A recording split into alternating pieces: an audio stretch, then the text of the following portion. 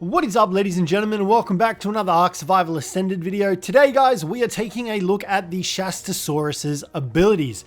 Now, guys, first off, you are going to need the saddle for this guy. It is unlocked at level 100, and you will need the tech replicator in order to make it. Here is what you need in order to make the saddle. It's not really too expensive aside from the metal. Other than that, you should be able to get this bad boy built up in no time whatsoever. Now, the SHASTASAURUS acts as pretty much a portable underwater base, I would say. You can see here we are swimming around. The saddle is located on the bottom of the SHASTASAURUS, unlike the concept art that we received, but it's still pretty cool. Now, you can bring dinos down here into the SHASTASAURUS'S area as well, and you can also build bases down here. I think we're getting attacked at the moment by something. I'm not sure what's going on. We've just flashbanged whatever it was that was attacking us. You get attacked by absolutely everything. So I really hope that they patch this out, because you cannot swim in the ocean without getting pestered by a bloody anglerfish, a jellyfish, a megalodon. Everything will bloody aggro on you. It's really annoying.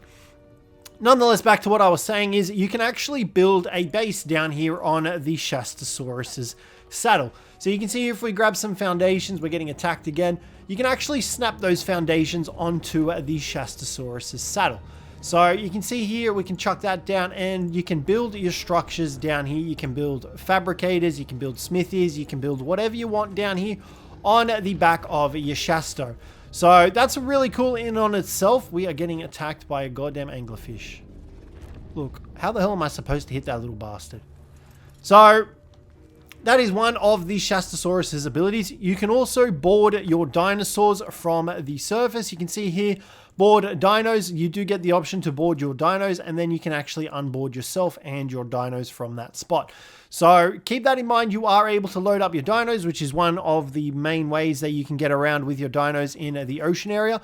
You do also have a light on the bottom of the SHASTASAURUS'S saddle to actually see at the bottom of the ocean as well, which is pretty handy. Now, the SHASTASAURUS also has a couple of... I'm not going to fit. I'm not going to fit. Am I going to fit? I'm currently meshing through the terrain. We're not going to worry about that. Now, SHASTASAURUS also has a couple extra abilities that you can currently see here. So you can see we've got the flashbang, we've got a sonar, we've got a periscope, and we have torpedoes as well as a pulse. Now, each of these abilities have their own use. The pulse is an ability that sends out and stuns nearby creatures, allowing you to get away from them. You can see here it does it in a vicinity around you as well, stunning those creatures that are trying to attack you. I think I've just gotten myself into a very deep cave, which isn't the greatest thing for me to have done on the biggest bloody ocean tame that we currently have. Hopefully we can fit through here. Yes, we can. Now, the pulse has that. Each of these abilities are on cooldowns as well. So if you do use one of them, the rest of them will go on cooldown, aside from the periscope and the torpedo. Now, the periscope is exactly that. It's a periscope that lets you utilize itself to zoom in. You can zoom out, you can go up, you can go down, you can look around, you can do whatever you want with the periscope. It's just a looking tool, essentially.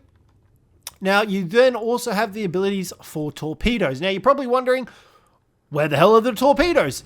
The torpedoes aren't craftable. What you actually need are rockets.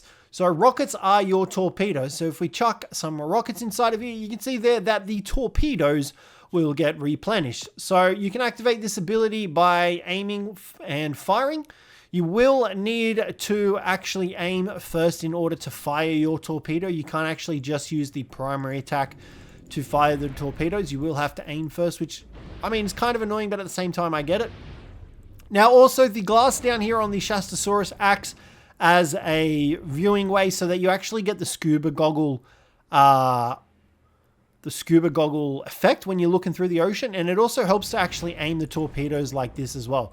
You get the crosshairs as well, and it does tell you whether or not you're going to be able to hit the target with the torpedoes as well. So keep that in mind as well. Now, the flashbang ability can be used to stun as well as knock off players off their enemy dinos and stunning wild dinos.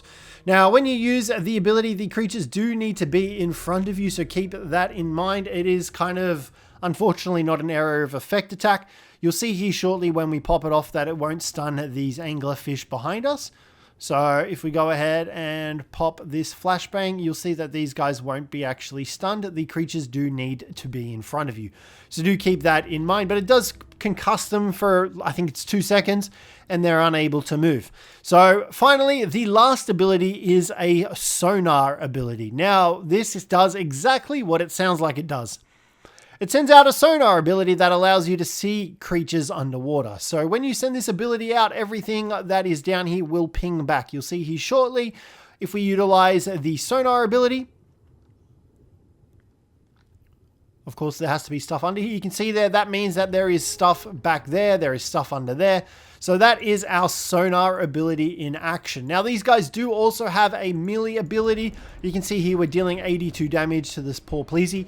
This Shastasaurus itself isn't that strong. It was only a level 20, I believe, when I tamed it up. So keep that in mind. But we can use the pulse ability here to actually stun and damage the plesiosaur as well. You can see there it does a very tiny amount of damage, but it still does send the plesiosaur back from us, so we can sort of clear out the vicinity around us. You're not really going to be utilizing these guys all that much for a bunch of damage, to be honest. It doesn't look like they do a crazy amount. They do have a decent amount of weight, however, so keep that in mind. The main way that they will be dealing damage is with the torpedoes.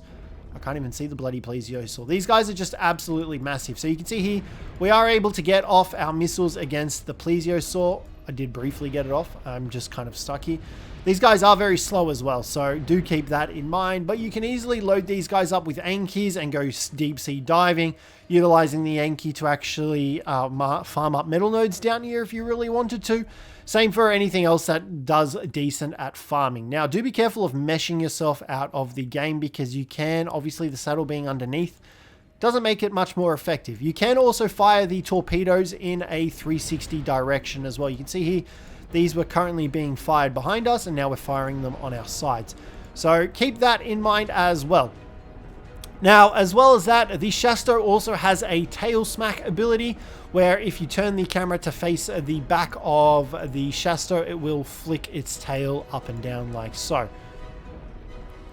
So keep that in mind as well. But these guys don't really deal a lot of damage. Granted, I haven't really had a chance to mess around with a higher level one. This one is only level 20. So just keep that in mind, that you will be getting aggroed on by everything. So you'll pretty much be using this guy as an underwater base location for yourself. Once again, these guys are sort of end game tame, so you probably won't bother taming one till the end game. Now, you also have the ability to activate a surface swimming ability or a free dive. Now, all you need to do is simply swim up to the surface and hit the spacebar button. If you want to reactivate the free swimming mode, simply hit C on your keyboard and you'll start diving. So this just enables you to swim along the surface instead of free diving, which makes things a little bit easier if you're trying to swim around the surface of the ocean. But that's pretty much all there is for the Shastasaurus. I was hoping for a little bit more from it, but what can you do about it? Unfortunately, there's not really too much you can do about it. So guys, that's going to wrap up the video for today. Hopefully you enjoyed it. If you did, don't forget to leave a like, subscribe down below for more, and I'll catch you in the next one.